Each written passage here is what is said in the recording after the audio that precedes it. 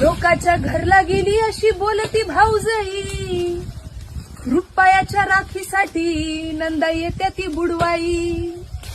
हौशा बहिणीला हौशा बंधू असावा, बंधूजी असावा जुन्या साडीला इसावा.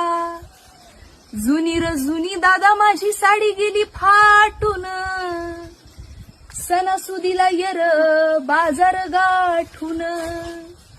भरल्या बाजारात बंधूला झाली रात, बंधूला झाली रात उच साडीला घाली हात.